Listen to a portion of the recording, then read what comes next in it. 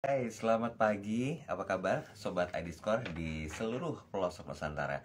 Kita ketemu lagi di program Bincang Santai bersama dengan ID Score lewat akun Instagram pastinya. Dan sebelum kita mulai rangkaian Bincang Santai ini, saya ingin menyapa Anda dimanapun Anda berada.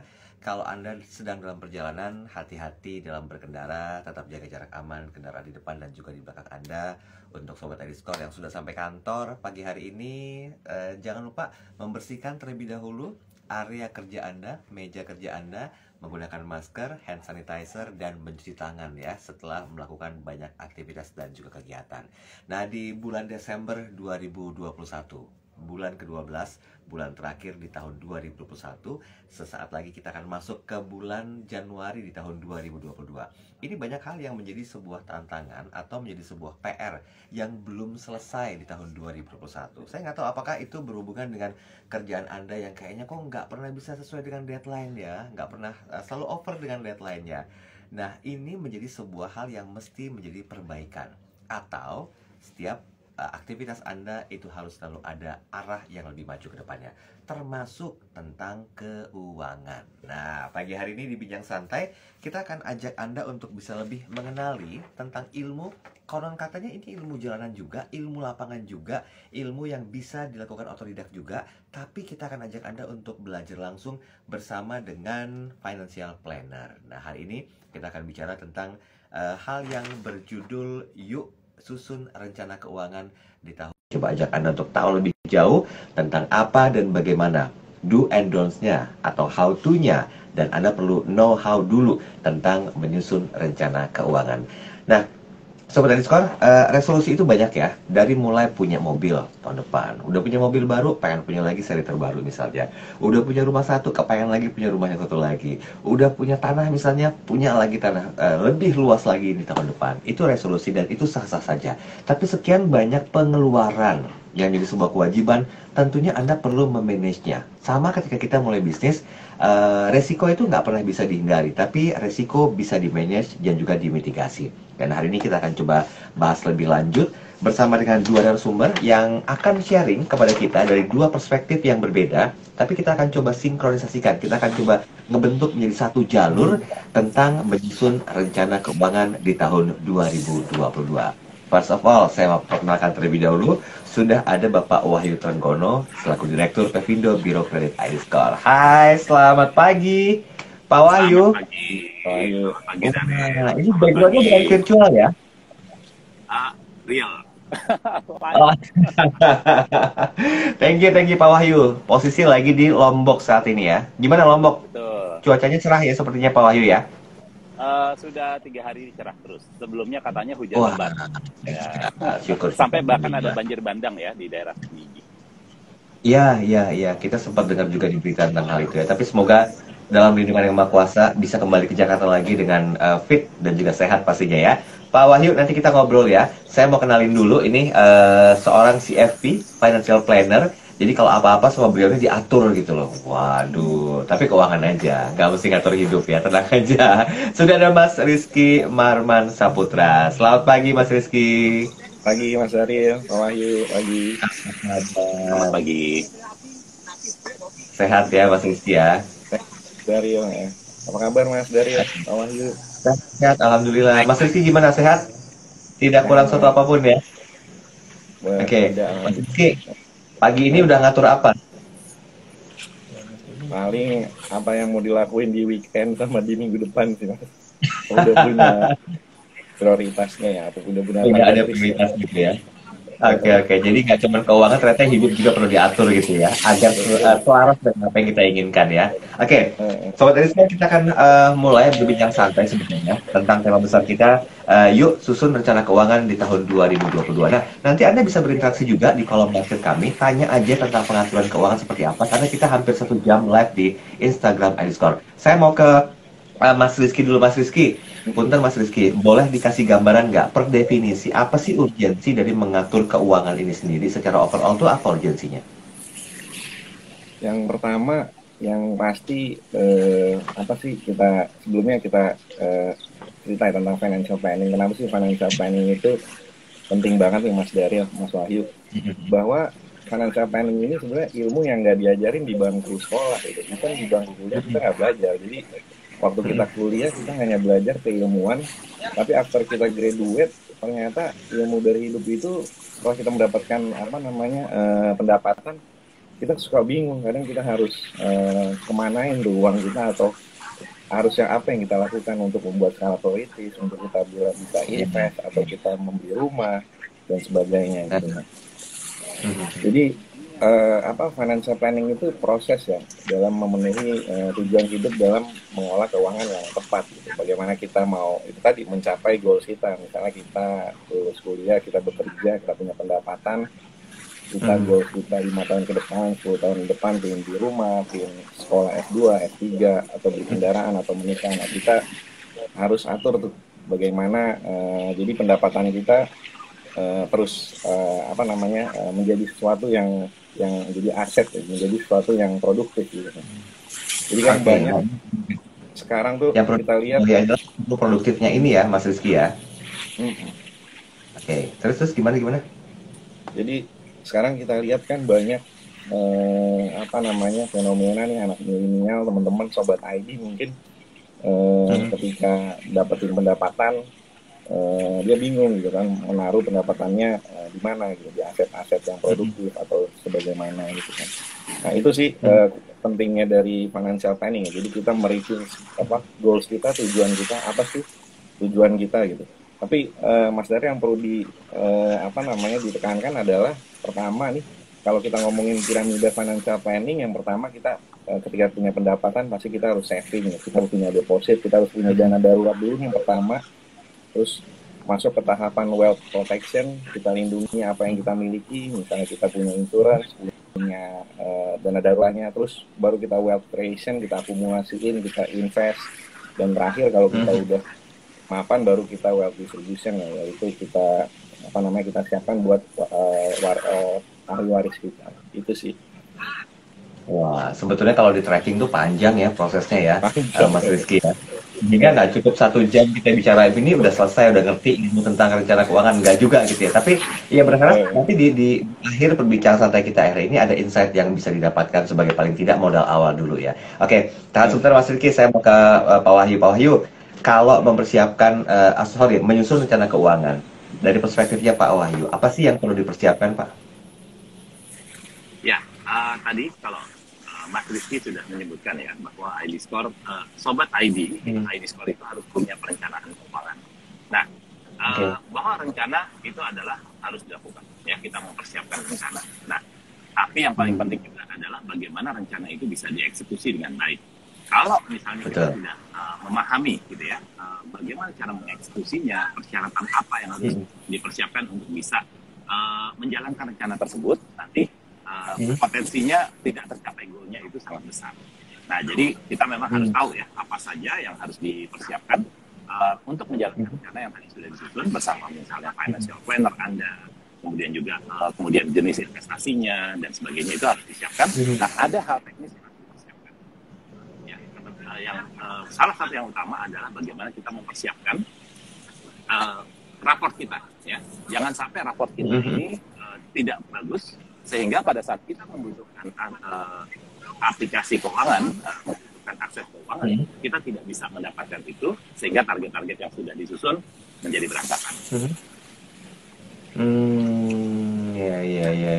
Satu insight baru juga nih. Ini baru di awal-awal udah banyak sekali penjabaran yang disampaikan gitu ya. Oke, saya mau beralih ke Mas Rizky. Mas Rizky, kita coba mainkan ritmenya Mas Rizky. Dalam artian begini, ada orang yang mungkin fresh graduate, mereka baru mendapatkan pekerjaan. Itu kan zaman-zaman saya dulu terkenal dengan istilah, gaji pertama traktir dong, gaji kedua buat kapan dong, gaji ketiga baru entar nanti dipikirin buat investasinya. Nah, dalam artian ini, bagaimana apakah untuk bisa memulai sebuah perencanaan keuangan pribadi, ini pribadi ya Mas Rizky ya, itu memang ya bisa dilakukan sekarang juga saat udah ada penghasilan, atau mungkin juga perencanaan idealnya juga bisa kok dilakukan ketika penghasilan masih belum menentu. Ada mungkin yang part-timer, belum punya satu penghasilan gaji pokok, tapi udah ada income masuk, misalnya dia seorang profesional. Nah, itu pengaturan keuangannya bagaimana?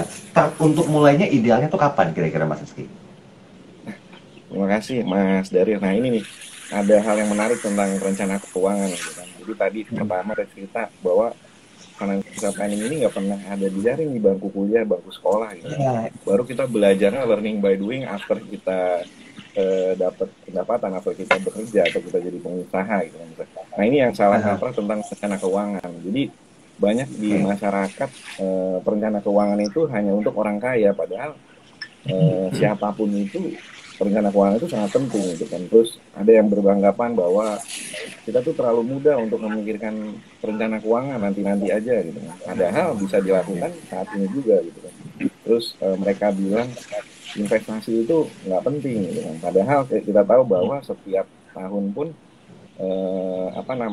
kita mengalami depresiasi ya, baik uang nilai mata uang dan sebagainya. Jadi investasi itu sangat penting, bahwa adanya inflasi dan sebagainya itu yang harus kita kita segera untuk berinvestasi gitu kan. Atau kita punya aset yang kita miliki. Kita kan nggak pengen kerja lama-lama. Saat ada yang bilang kan pergi pagi pulang pagi jadi karyawan atau jadi pelaku usaha, kok kita nggak kaya ya, kok kita nggak punya apa-apa. Nah itu pentingnya dari investasi.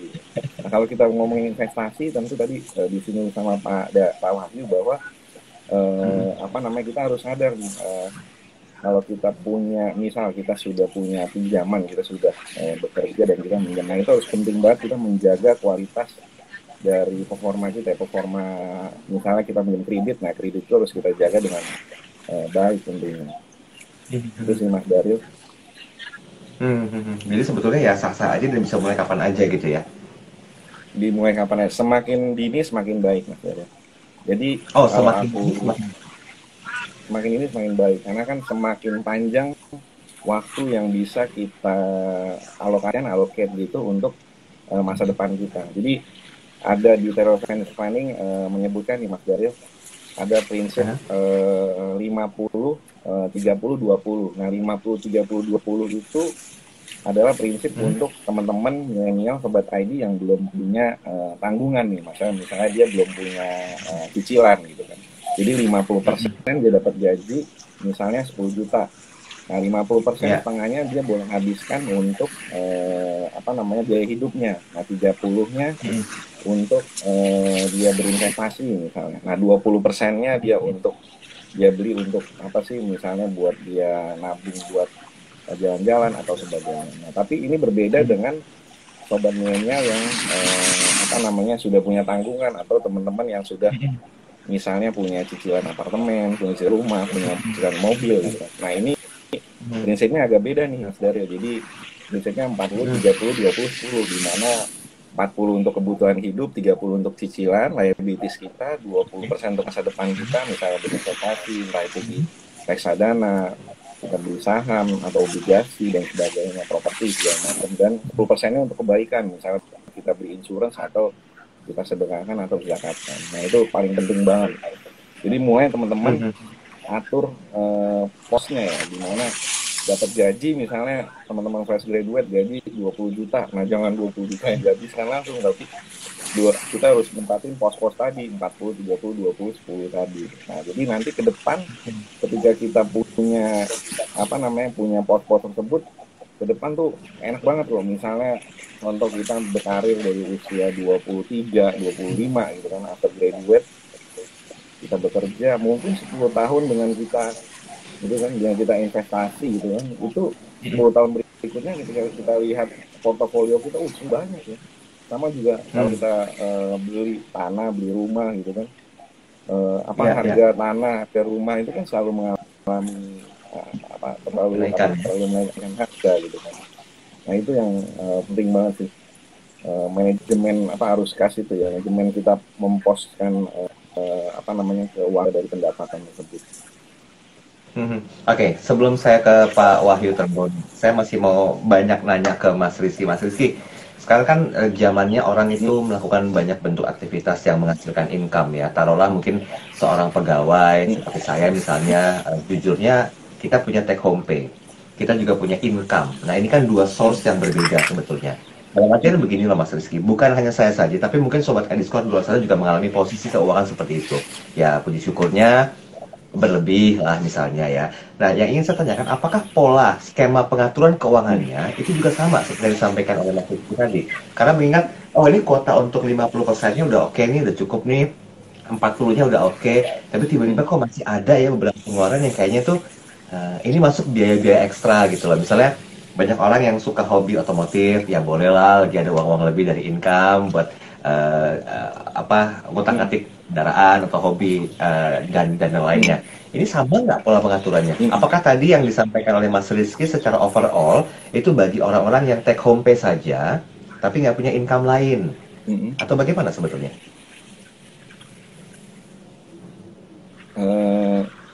Kalau orang yang punya, tadi Mas dari bilang ada orang yang dapat gaji misalnya kan, dia seorang pegawai, otomatis tiap bulan dia mendapatkan gaji yang pasti gitu kan. Tapi ada misalnya gitu kan. Nah dari situ pun sebenarnya prinsipnya sama Mas Daryl.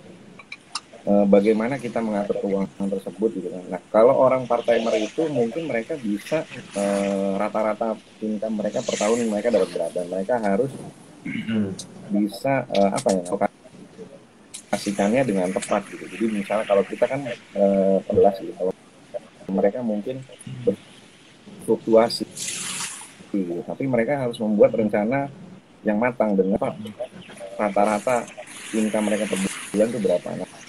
Nah, dengan prinsip yang sama tadi 40 30 20 10. Jadi ini yang dibilang bahwa hidup ini kan pilihan. Ketika kita dapetin uang itu Mas Daryl, kita harus bedain apa yang kita sisihkan dan sisakan. Jangan apa tadi kita nggak tahu pos-posnya kemana gitu kan, nggak mau menerapkan prinsip akhirnya kita sisain di duitnya, baru kita naruh ke pos tersebut. Nah tapi kalau kita sisihkan, jadi ketika kita dapat gaji kita langsung tahu posnya gitu kan. Nah, baru tadi Mas Daryl kalau ada hobi dari uang yang kita sisihkan tadi ada kelebihan, baru kita bisa memenuhi keinginan kita ya. Nah itu juga harus dibedakan Mas Daryl. Ada yang kebutuhan dengan wants. Nah wants itu nggak ada batasnya gitu kan. Kita pasti pengen sesuatu yang lebih dan lebih gitu kan. Apalagi milenial gitu kan, sobat ID, kita pengen harus atau apa segala macam gitu kan. Nah kita harus mulai tuh sekarang.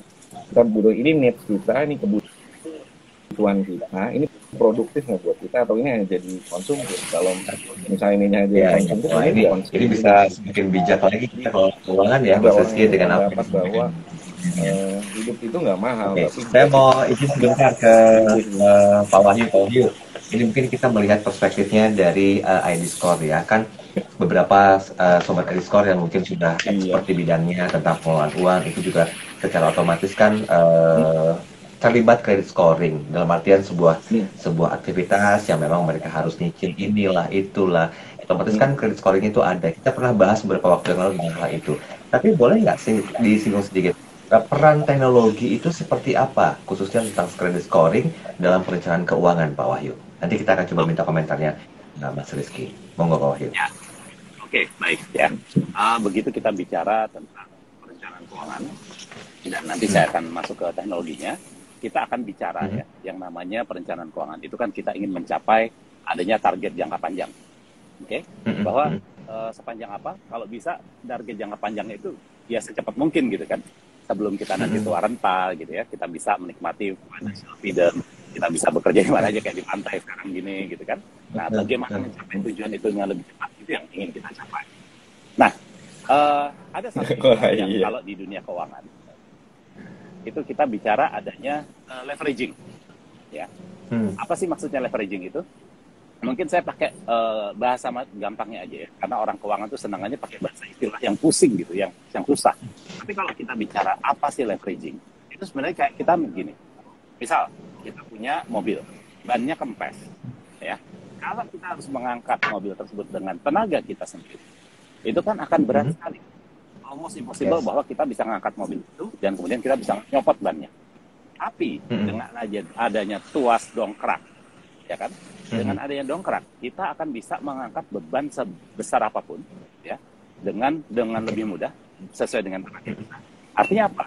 Nah, kita bagaimana kita bisa memanfaatkan tools yang ada di sekitar kita untuk bisa kita punya sumber dana sendiri, kita punya tenaga sendiri. Tapi bagaimana kita bisa mencapai tujuan kita juga dengan memanfaatkan dana-dana yang mungkin di luar kita. Nah, tadi kita akan bicara adanya bahwa kita bisa mengajukan kredit, kita bisa membayar, mendapatkan barang tertentu, rumah, mobil, dan sebagainya dengan pinjaman dan kita melakukan cicilan. Nah, pada saat kita bicara dengan untuk mengajukan leveraging tadi, ya, atau kita menggandakan kemampuan kita dengan kita mendapatkan bantuan dari pihak lain, ya, dalam bentuk fasilitas kredit dan sebagainya, ini peran dari credit score. Jadi bagaimana Anda bisa mendapatkan kredit, fasilitas kredit atau tambahan dana tadi itu dengan lebih murah. Oke?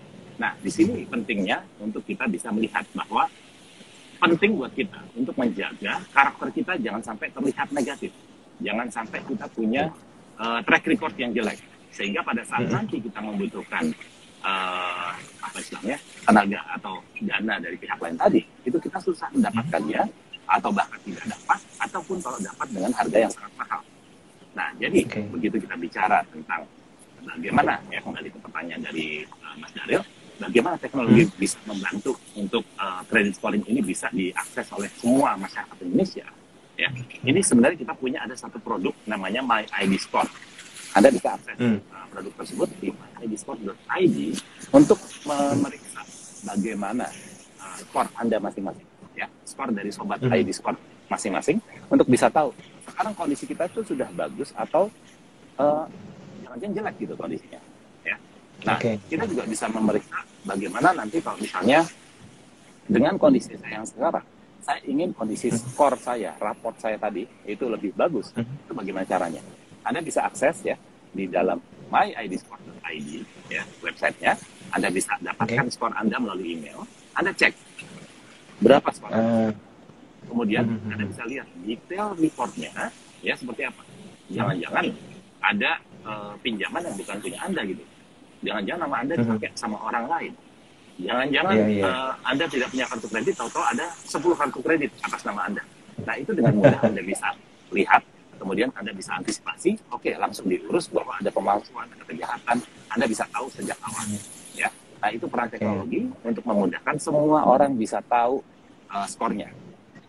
Orang bisa tahu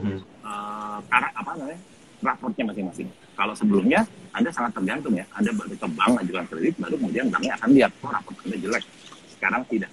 Teknologi memudahkan kita untuk bisa memperbaiki kondisi keuangan kita, raport kita, dan untuk bisa diimprove lebih baik.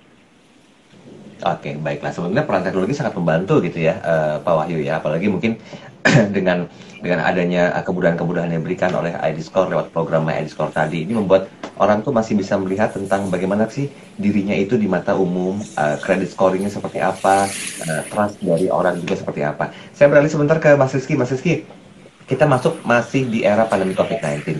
Kalau tadi disampaikan, di balik sebuah fenomena kejadian alam, misalnya seperti pandemi COVID-19 yang tidak hanya dirasakan Indonesia, tapi seluruh dunia merasakannya, ini ada peluang sehingga teknologi itu timbul. Nah, apakah ini menjadi sebuah, saya nggak tahu, apakah ini peluang juga, atau merupakan sebuah tantangan juga bagi Sobat ID Score yang mungkin baru belajar tentang perencanaan keuangan. Nah, bagaimana fenomena ini Anda lihatnya, Mas Rizky?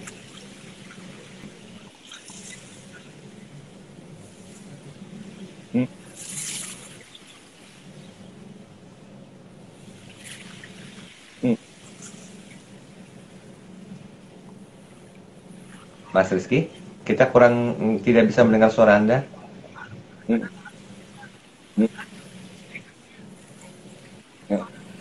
Kalau aku lihat, ya, Mas Daryl, bahwa emang ada peluang tapi bagaimana menyikapinya dengan baik, Mas Daryl. Kita lihat bahwa krisis ini juga malah membuat kita bahwa putus nih. Sorry. Iya. Coba sambil menunggu stabilnya koneksi, saya mau ke Pak Wahyu dulu. Pak Wahyu, gimana Pak Wahyu? Apakah mungkin pandemi COVID-19 ini sebetulnya juga menjadi sebuah tantangan atau peluang nih bagi para Sobat ID Score yang baru dalam tanda petik yang belajar untuk menyusun rencana keuangan. Apalagi teknologi juga kan ini Udah, betul-betul menjadi sebuah sistem yang oke. mendukung gitu loh terhadap kredit scoring setiap insan yang mungkin baru mau belajar menyusun rencana keuangan. Ya, ya, begitu kita melihat ya ada satu kejadian negatif, itu pasti kita akan ada dua hal yang bisa kita lihat.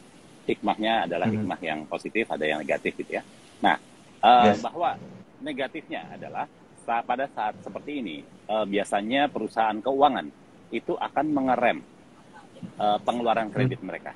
Ya, kenapa? Karena risikonya terlalu besar. Nanti mereka memberikan pinjaman kepada sobat ID Score, takutnya tidak kembali gitu ya. Nah, artinya positifnya apa? Positifnya adalah yang namanya lembaga keuangan, apakah itu perbankan, multi finance, fintech, ya, tentunya yang legal ya, bukan yang ilegal. Itu mereka akan mencari mana sih? Ini saya punya dana banyak sekali, tapi saya nggak berani meminjamkan pada sembarangan, ya, seperti kalau situasi pada kondisi normal. Nah, begitu Anda menghadapi situasi seperti ini, Anda yang skor kreditnya bagus atau risikonya rendah, masuk dalam kategori very low risk atau low risk, itu akan mendapatkan kemudahan. Ya, karena apa? Lembaga keuangan melihat, oh raport individu ini atau raportnya raportnya Sobat ID Score ini bagus nih, skornya tinggi, ya. Artinya, oh kalau misalnya saya berikan pinjaman, dia akan aman, ya. Sehingga apa? Tadi kembali bahwa kalau misalnya kita bisa memanfaatkan adanya dana dari pihak lain dengan bijak, target pencapaian kita akan menjadi lebih cepat. Mungkin itu, Mas Darren. Oke, baik. Mas Rizky, sudah bisa menambahkan mungkin kalau kendala jaringannya sudah mulai berkurang, silakan.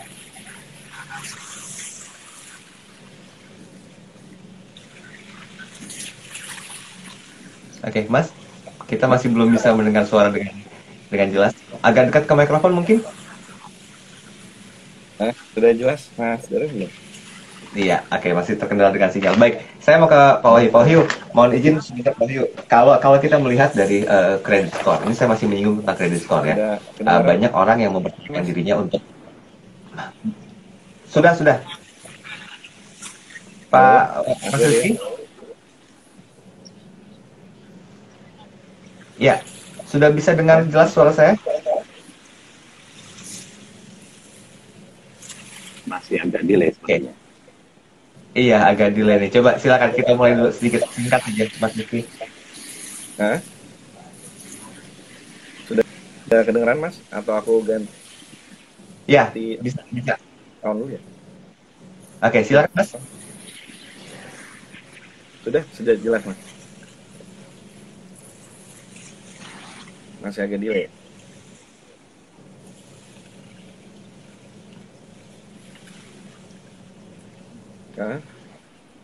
Oke, baik.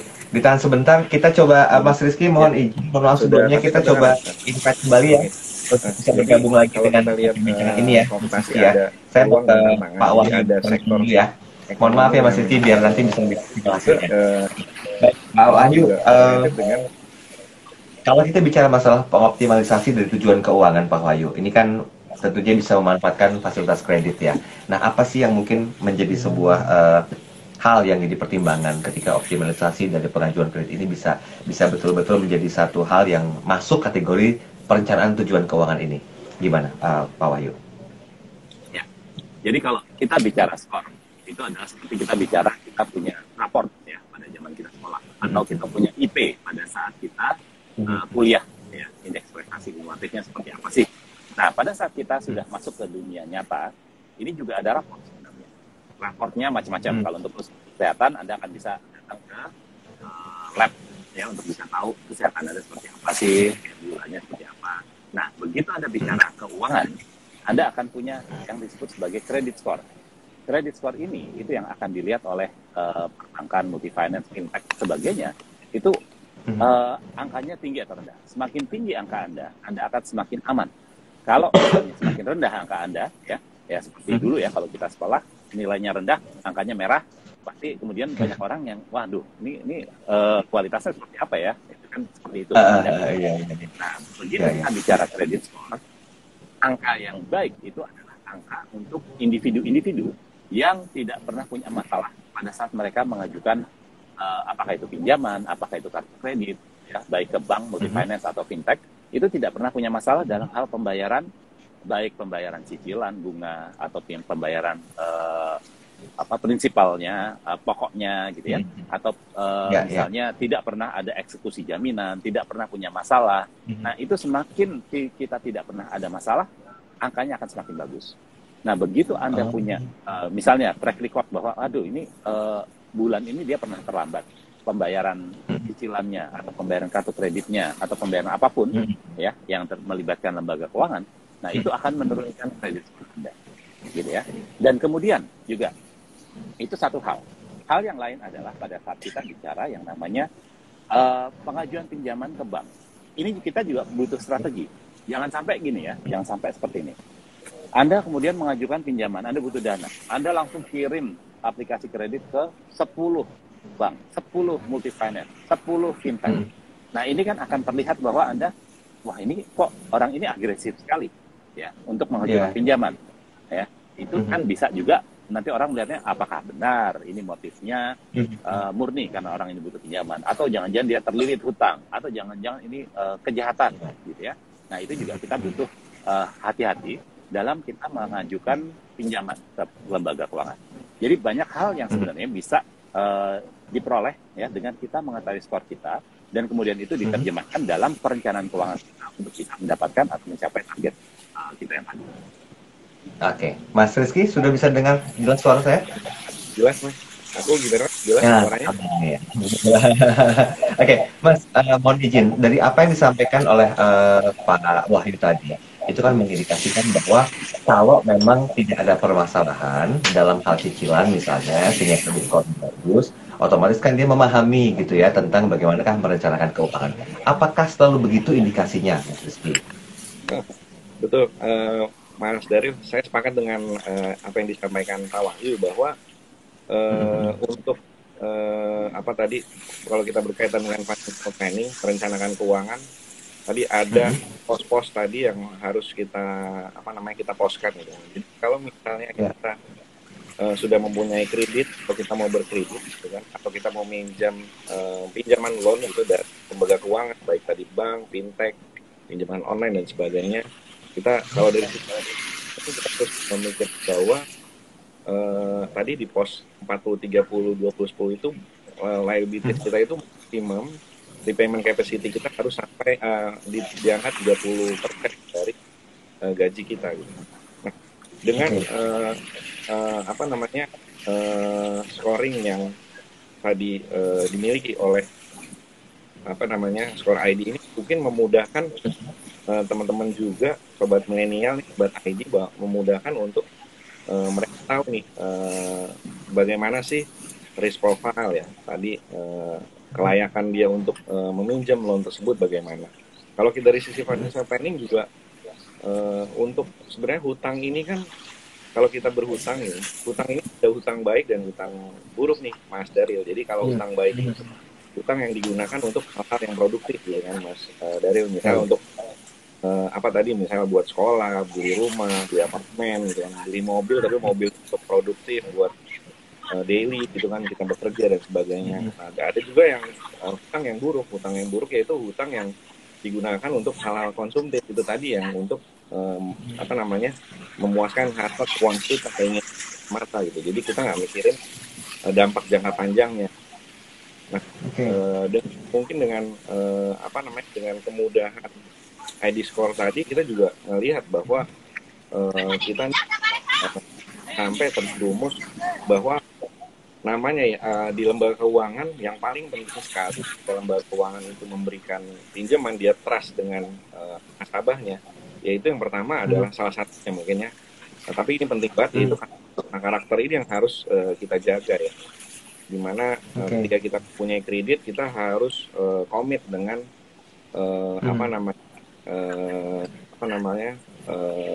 membayar cicilan, angsuran dan sebagainya. Itu sih dari aku, Mas Daryl ya.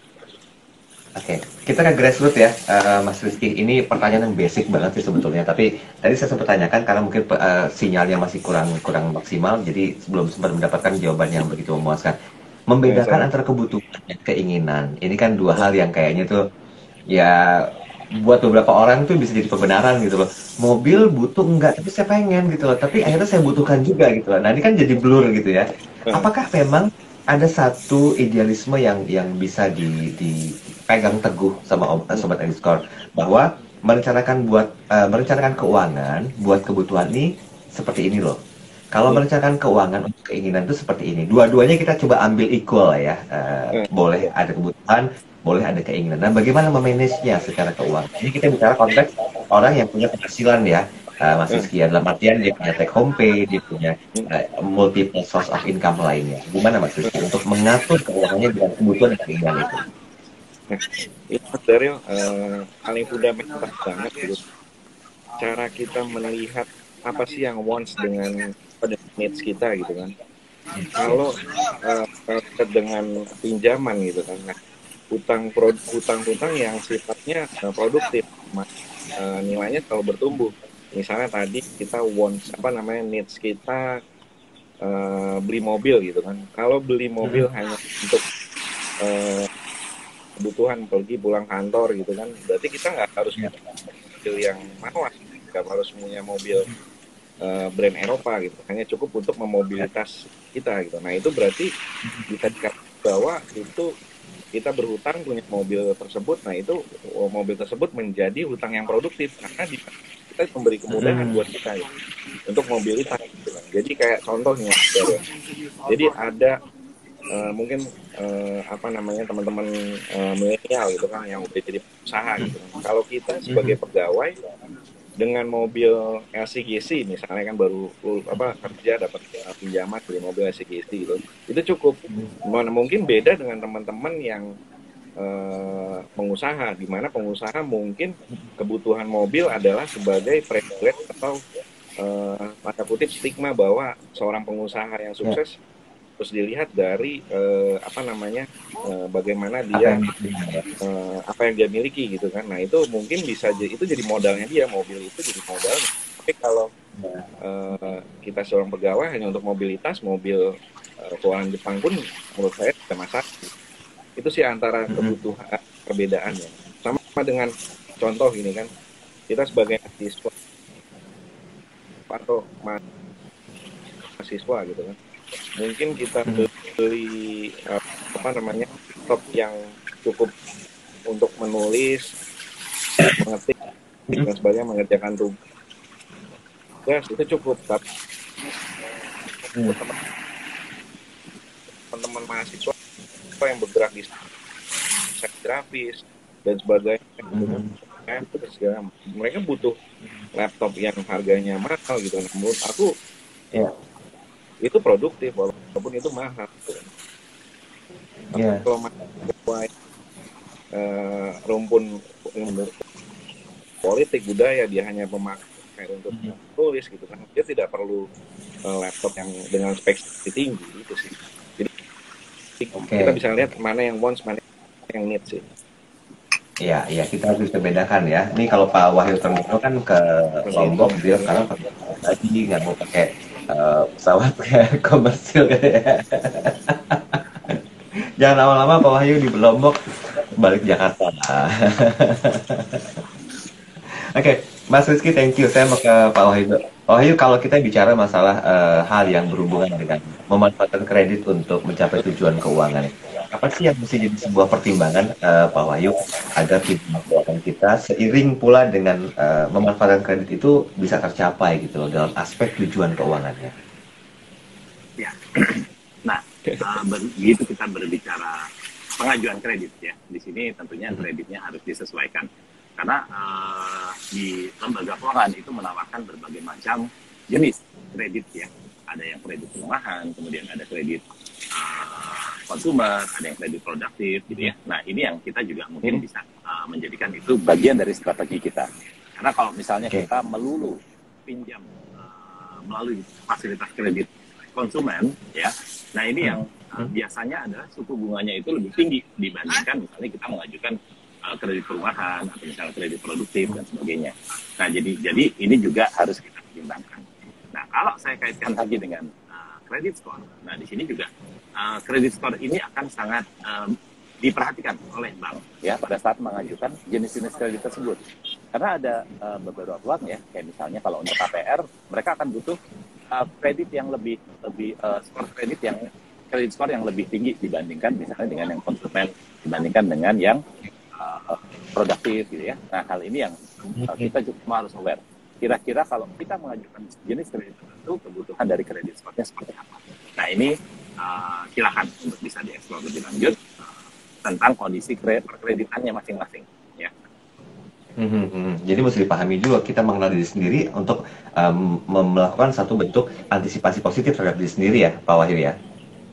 Oke, baik. Saya mau ke Mas Rizky. Mas Rizky, kalau kita bisa melakukan sebuah cara untuk mengoptimalkannya, apa step yang jadi satu atensi khusus di diri kita pribadi? Bahwa perencanaan keuangan itu satu hal yang penting, tapi ya harus melewati ini, dan ini. Apa step-stepnya, Pak? Mungkin boleh sedikit di review.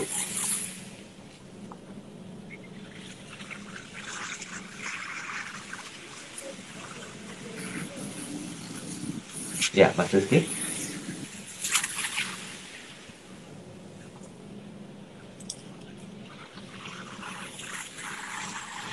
Baik, ini sepertinya masih delay. Oke, saya beralih ke Pak Wahyu. Gimana sebetulnya kalau dukungan dari tim Indobindo Kredit, khususnya ID Score, dalam mencapai perencanaan keuangan yang baik dan optimal, apa yang harus dilakukan kira-kira dari sisi individu, mewakili perusahaan misalnya, untuk menyikapi hal tersebut? Ya, baik. Begitu kita bicara individu, ya. Kita masing-masing tadi kita punya raport. Jadi raportnya ini harus dijaga. Nah, bagaimana menjaganya? Tentunya adalah kita harus tahu sekarang nilai kita berapa sih? Nilai kita berapa? Baru kita tahu kondisinya. Apakah itu nilainya masih benar-benar nilai kita? Atau jangan-jangan kita pernah ada pelanggaran gitu ya? Pelanggaran maksudnya apakah orang kita melakukan pelanggaran dengan misalnya kadang-kadang kan kalau kita punya kartu kredit itu kita suka tolak ya. Bulanannya kadang-kadang karena jumlahnya kecil lah, udahlah biarin dulu, nanti bulan depan saya bayar gitu ya. Nah, itu sebenarnya kan adalah pelanggaran walaupun sifatnya kecil. Belum lagi misalnya kita menjadi korban kejahatan dari pihak lain, kita tahu-tahu punya posisi pinjaman ya, karena ada beberapa sharing dari rekan-rekan itu mereka nggak pernah mengajukan pinjaman, tapi tahu-tahu mereka punya posisi pinjaman ada di bank digital ya. Nah, ini yang sesuatu yang di dunia yang semakin jadi maya ini ya, ini kita bisa jadi korban kalau kita kejahatan dari kapal. Nah, ini yang harus kita jaga. Dan begitu kita tahu rencana keuangan cicilan kita tepat waktu, kemudian kalau misalnya kejahatan kita langsung urus ke banknya bahwa ini saya nggak pernah loh ajukan seperti ini. Itu kalau individu bisa akan meningkatkan. Ya. Kalau perusahaan, nah ini perusahaan akan lebih sensitif lagi, ya, karena perusahaan begitu orang melihat, oh ini perusahaannya kok dia sering ada tagihan ya, kok sering ada keterlambatan bayar ya, waduh, ini jangan-jangan perusahaannya tidak sehat nih. Nah, ini akan dampaknya lebih sensitif lagi. Kenapa? Karena skor perusahaan itu akan menjadi penilaian dari banyak pihak. Begitu misalnya suppliernya melihat, waduh ini nanti saya jangan-jangan nggak dibayar nih, ya, atau jangan-jangan nanti kredit banknya, waduh ini kok ini perusahaan tapi tata kelola keuangannya buruk nih, kok perusahaan mengelola resikonya tidak bagus nih. Nah, itu yang harus dihindarkan. Ini yang seringkali menjadi batu sandungan ya, baik individu maupun dari perusahaan. Nah, dengan adanya penentuan skor yang akurat berdasarkan data yang big data, berdasarkan data lake yang kita punya 143 juta data, itu kita bisa membangun kredit skor yang bisa menggambarkan raport kita masing-masing. Demikian. Oke, kalau sekolah hasilnya lewat raport ya, tapi kalau ini juga ada raport, tapi versinya yang berbeda gitu ya. Mas Rizky masih bisa dengar suara saya dengan jelas nggak kira-kira, Mas? Ini suaranya nggak bisa masuk dan tidak terdengar. Mohon izin sebelumnya, boleh join lagi? Leave dulu, nanti join lagi. Karena kita udah sampai di menit-menit terakhir nih. Mohon izin, nanti kita pengen dengar konklusinya dari seorang perencana keuangan seperti apa. Oke, baik, baik, baik. Kita akan coba terhubung kembali dengan Mas Rizky. Beliau adalah seorang perencana keuangan atau financial planner ya. Oke, Pak Wahyu, saya Ya, mau ambil konklusi di menit-menit terakhir karena memang waktu kita sangat terbatas. Dari perspektifnya Pak Wahyu sendiri, apa yang harus menjadi sebuah insight atau konklusi ketika Sobat Ediscore berencana untuk membuat satu perencanaan keuangan, tapi mereka masih bingung menyusunnya. Singkat saja, apa yang harus diperhatikan? ya. Eh, bahwa kalau kita punya perencanaan keuangan, pertama kita harus punya tujuan dulu. Tujuan kita apa sih untuk hidup kita gitu ya? Apakah kita ingin pensiun muda? Apakah kita ingin terus bekerja sampai tua? Ya, itu kan akan beda perencanaannya. Begitu kita sudah menentukan tujuan kita seperti apa, kita akan punya strategi bagaimana untuk mencapainya. Tadi yang disampaikan oleh Mas Rizky bahwa misalnya sebagai bujang atau belum nikah, itu belum punya tanggungan, itu seperti apa strateginya. Begitu sudah punya tanggungan, punya anak, 1 anak, 2 anak, akan berbeda strateginya. Nah, strategi itu harus disusun, dan kemudian mencapainya harus bisa aplikasinya seperti apa. Nah, kita harus bisa melihat ya, pilihan-pilihan yang kita punya apa. Apakah kita harus menggunakan dana sendiri sudah cukup untuk mencapai tujuan kita, ataukah kita harus menggunakan dana tambahan dari pihak lain dengan pengajuan kredit gitu ya. Nah, baru kemudian dana yang kita miliki, baik dana kita maupun dana dari pihak lain, itu yang kemudian kita investasikan ya, untuk bisa mendapatkan cash flow sesuai dengan apa yang sudah kita rencanakan. Nah, balik lagi pada saat kita sudah menentukan investasi dan sebagainya, nah untuk mendapatkan itu kan tadi kita butuh dana kita sendiri atau dana pihak lain. Nah, jangan sampai ya ini yang pitfallsnya atau lubang perangkapnya adalah pada saat kita mau mengajukan kredit untuk mendapatkan dana, memadukan dana kita dengan dana pihak lain, seringkali kita terkendala di sana. Oke. Iya, iya. Pak Wahyu? Oke. Mas Rizky, sudah bisa jelas? Ini kita sudah sampai di menit-menit konklusi, Mas Rizky. Dari seorang perspektif financial planner, apa yang menjadi sebuah insight ketika kita mengajak Sobat Ediscore untuk yuk susun perencanaan keuangan. Nah, apa kira-kira yang menjadi highlight kita hari ini? Oke, baik. Sobat Ediscore, dari apa yang disampaikan oleh dua narasumber kami pada kesempatan bincang santai untuk edisi kali ini, yaitu ada Pak Mas Rizky Maman Saputra dan juga Pak Wahyu Trenggono, memang sudah jelas sekali terlihat ya.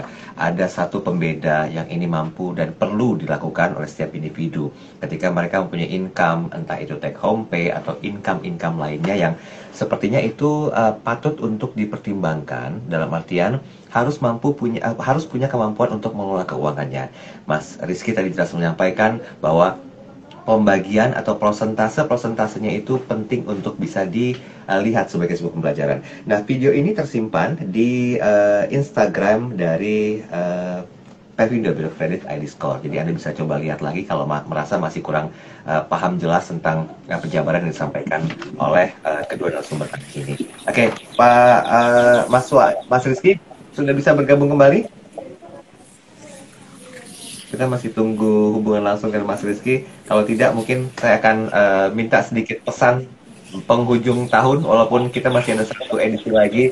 Pak Wahyu, apa secara pribadi Pak Wahyu ingin sampaikan kepada Sobat Ediscore? Silakan. Ya, jadi kita masing-masing punya target masing-masing yang mungkin berbeda gitu ya. Bahwa Anda punya rencana, saya punya rencana, Mas Daryl punya rencana. Targetnya harus kita tentukan. Kita harus punya ujungnya seperti apa.